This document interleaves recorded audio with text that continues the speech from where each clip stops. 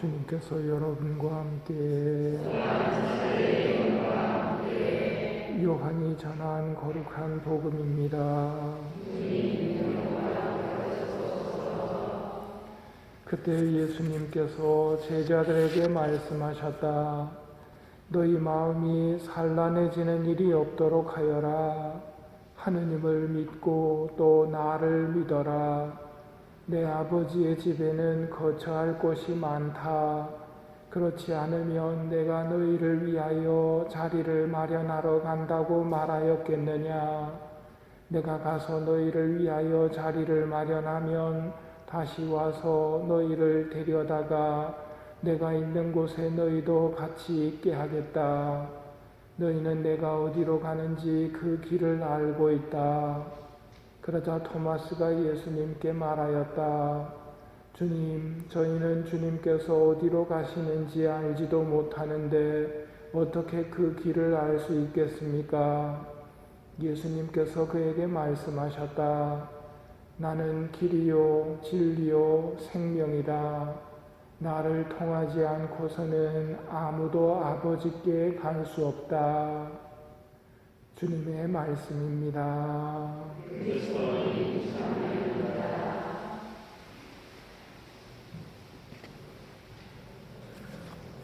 참 예수님,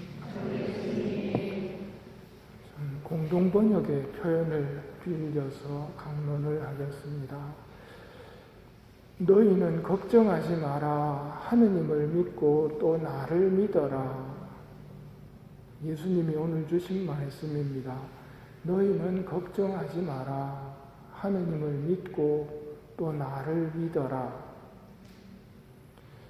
걱정이 있으십니까? 만일 여러분이 이 미사를 마치고 바로 죽어버린다면 그 걱정은 어떻게 될까요? 다 부질없는 걱정이었다 한다면 그건 세상의 걱정이고, 죽음 앞에서 더 걱정이 된다면 그거는 구원과 관계된 걱정일 겁니다. 구원은 하늘나라에 들어가서 하느님과 함께 영원한 행복을 누리는 것입니다. 그 구원이 걱정이시라면 너희는 걱정하지 마라. 하느님을 믿고 또 나를 믿어라는 말씀을 되새기십시오.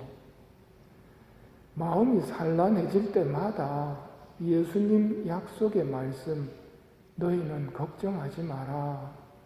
하느님을 믿고 또 나를 믿어라를 되뇌이십시오. 세상 걱정이 우리를 가하는 압박이 결코 가볍지 않습니다. 세상 걱정이라고 해서 무시할 수가 없다는 말입니다. 어떻게 해야 할까요? 세상 걱정을 이용해서 구원의 문제를 해결하는 것입니다. 사람에 대한 미움 때문에 힘드시다면 하느님께 용서의 힘을 청하시고 의지적으로 용서합니다 하고 용서함으로써 하느님께 더 가까이 나아가십시오. 직장이 없어서 문제라면 직장을 청하시고 직장이 구해질 때까지 일용할 양식을 청하도록 하십시오. 그리고 예수님께서 내 집에 와서 일하라고 부르시는 걸로 받아들여서 회사에 출근하듯이 감실 앞으로 출근을 하십시오. 그리고 성취 앞에서 감사와 찬미를 드리십시오. 이렇게 함으로써 세상의 빵과 생명의 빵을 동시에 누릴 수 있을 것입니다. 걱정이 올 때 하느님과 함께 해결하려 하지 않는 사람이 교만한 사람입니다. 우리는 걱정을 만나면 너희는 걱정하지 마라. 하느님을 믿고 또 나를 믿어라고 말씀하시는 예수님을 가장 먼저 떠올리며 예수님께 바싹 다가가도록 해야 합니다. 또 예수님께서 걱정하지 마라고 하시는 말씀을 고통이 없어질 거라는 말씀으로 받아들이시면 안 됩니다. 나를 따르려는 사람은 자신을 버리고 제 십자가를 지고 따라야 한다는 말씀도 있기 때문입니다. 십자가가 없어져야 걱정이 없어지는 것은 아닙니다. 예수님과 함께라면 십자가를 지고 가면서도 걱정할 필요가 없다는 말입니다. 반면 예수님과 함께 정말 열심히 준비해야 할 일이 있는데 그것이 구원 문제입니다. 그런데 많은 사람들이 이 중요한 문제에 대해서는 무관심한 반응을 보입니다. 사람은 반드시 죽습니다. 언제 어떻게 죽을지는 모르지만 반드시 죽습니다. 그리고 죽으면서 시작되는 영원한 세상을 준비할 줄 알아야 합니다. 그런데 사람들이 그런 걸 준비하지 않는 이유는 마귀들이 쳐다보라고 하는 반짝반짝하는 세상의 것들만 쳐다보기 때문입니다. 세상 걱정으로 우리를 짓누르려고 하거나 혹은 하느님에 대한 원망으로 모든 것을 결론 지으려고 합니다. 그렇기 때문에 우리는 마귀가 쳐다보라고 하는 세상이 아니라 하느님을 바라보아야 합니다. 그 하느님께서 죽음의 의미를 설명해 주십니다. 내 아버지 집에는 있을 곳이 많다. 나는 너희가 있을 곳을 마련하러 간다. 가서 너희가 있을 곳을 마련하면 다시 와서 너희를 데려다가 내가 있는 곳에 같이 있게 하겠다. 이것이 죽음이고 죽음 뒤의 모습에 대한 설명입니다. 따라서 믿는 우리들에게는 지금 이 세상은 천국을 기다리고 있는 대기 장소입니다. 영원히 살 것처럼 착각하고 대기 장소에 모든 것을 쌓아 놓으려는 사람은 어리석은 사람입니다. 신앙에는 그러면 안 됩니다. 예수님께서 우리가 있을 곳을 하늘나라에 마련하고 계십니다. 비유로 하면 이렇습니다. 하늘나라 집을 짓고 꾸미는데 비용이 좀 듭니다. 그 비용을 대기소인 여기에서 송금을 할 수가 있습니다.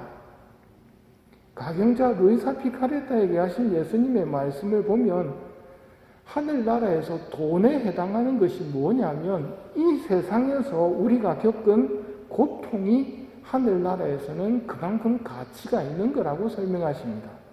즉 큰 고통은 하늘나라에서 큰 돈으로, 작은 고통은 작은 돈으로 생각하면 된다는 말입니다.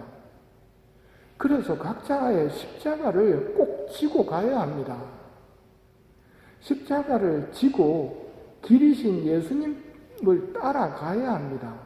그러면 생명의 나라를 차지할 것이기 때문입니다.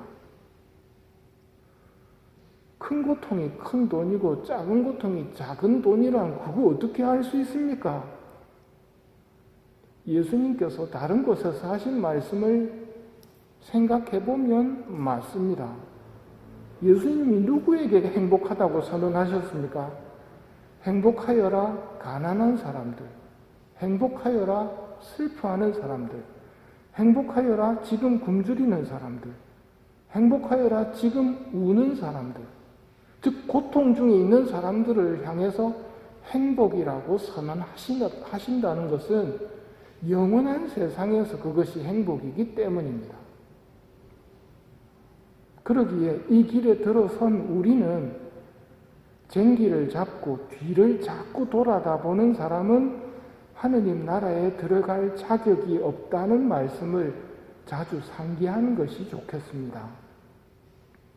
우리는 예수님의 십자가를 지든지 아니면 무거운 세상의 짐을 지든지 둘 중에 하나는 반드시 지게 되어 있습니다. 십자가 없는 인생은 이 세상에 없습니다. 그러기에 걱정스러운 문제를 만나면 내가 걱정하고 내가 해결하려고 나설 것이 아니라 제일 먼저 하느님을 찾아야 한다는 말입니다. 가장 큰 걱정거리는 앞에서 말씀드린 죽음 문제입니다. 있을 곳이 마련되면 예수님이 나를 데리러 오실 거란 말입니다. 그 죽음 앞에서는 육체도, 세상 걱정도, 돈도 아무 소용이 없습니다. 오로지 하느님만이 우리의 생명입니다. 그때 기억해야 될 말씀입니다. 너희는 걱정하지 마라. 하느님을 믿고 또 나를 믿어라. 내 아버지 집에는 있을 곳이 많다. 나는 길이요 진리요 생명이다. 나를 통하지 않고서는 아무도 아버지께 갈 수 없다. 걱정하지 말라고 말씀하시며 우리의 십자가를 같이 져주시는 예수님께 감사의 마음으로 이 미사를 봉헌하도록 합시다.